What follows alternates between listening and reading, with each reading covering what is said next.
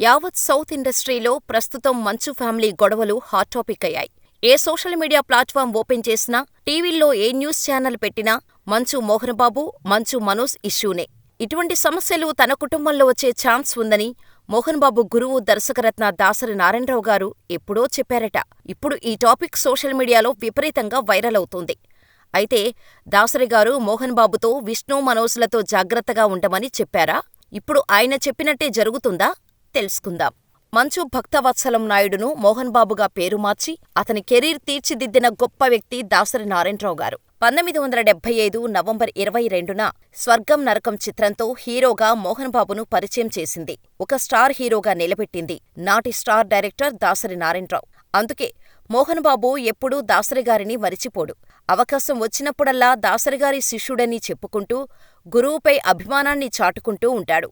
అంతేకాదు, ఆయన లేనిదే నేను లేను అంటూ గురువుపై తనకున్న గౌరవాన్ని చాటుకుంటూ ఉంటారు మోహన్బాబు. ఇద్దరి మధ్య ఎటువంటి దాపరికాలు ఉండేవి కాదు. ఇద్దరినీ ఇండస్ట్రీలో గురుశిష్యులు అని పిలిచేవారు. అంత చక్కగా ఉండేది వీరి బంధం. ఈ అనుబంధంతోనే ఓ రోజు మోహన్బాబుతో దాసరిగారు, చూడు మోహన్బాబూ, నీ ఆస్తి పంపకాల విషయంలో జాగ్రత్త. వారితో పూర్తిగా మాట్లాడి నిర్ణయం తీసుకో అని చెప్పారట. అంటే దాసరిగారు ఉన్నప్పటినుంచే ఈ ఆస్తుల గొడవలు జరుగుతున్నట్టు ఉన్నాయ్మరి. అయితే మోహన్బాబు మాత్రం అవేమీ పట్టించుకోలేదట. ఆ గొడవలే ఇప్పుడు ఇక్కడిదాకా వచ్చాయని కొంతమంది మోహన్బాబు సన్నిహితులు అనుకుంటున్నారు.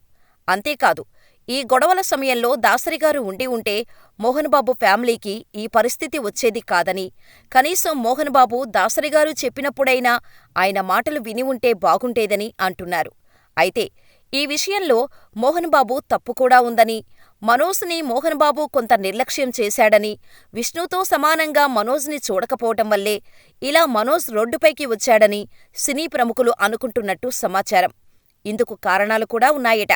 విష్ణుని హీరోగా పరిచయం చేస్తూ 30 కోట్ల బడ్జెట్తో విష్ణు మూవీతో గ్రాండ్గా లాంచ్ చేశారట. 2003లో ఈ బడ్జెట్ అంటే చాలా ఎక్కువే. ఈ సినిమా డిజాస్టర్ అయింది. పెద్ద మొత్తంలో మోహన్బాబుకి నష్టాలు మిగిల్చింది.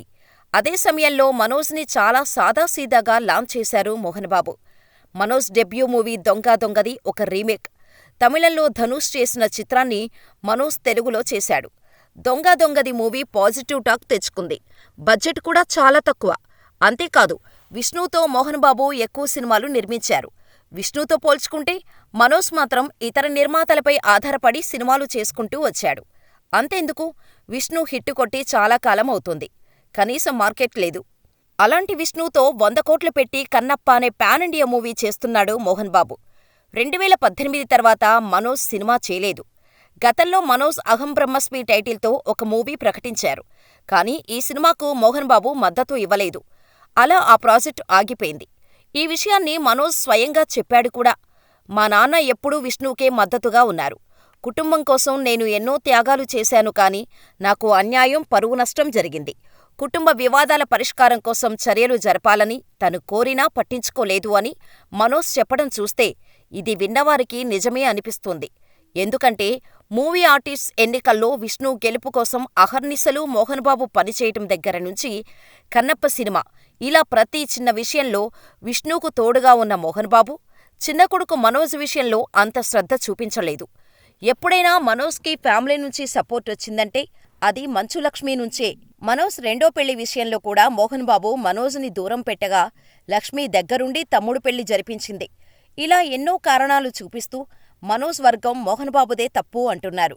కుటుంబ అంతర్గత విషయాలు మనకు తెలియవు కాబట్టి ఎవరిది తప్పు, ఎవరిది ఒప్పు అనేది తేల్చలేం.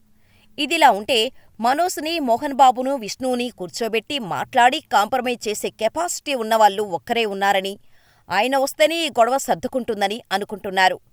ఆ వ్యక్తి ఎవరో కాదు, సూపర్ స్టార్ రజనీకాంత్. దాసరిగారి తరువాత మోహన్బాబు అంతగా మర్యాద ఇచ్చేది రజనీకాంత్ గారికి మాత్రమే. అంత మంచి స్నేహం, అనుబంధం ఉంది ఇద్దరి మధ్యలో.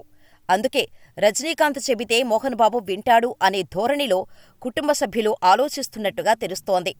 రజనీకాంత్ని పిలిపించి తండ్రి కొడుకులకు కౌన్సిలింగ్ ఇప్పించి కాంప్రమైజ్ చేసే ప్రయత్నంలో ఉన్నారట సినీ ప్రముఖులు.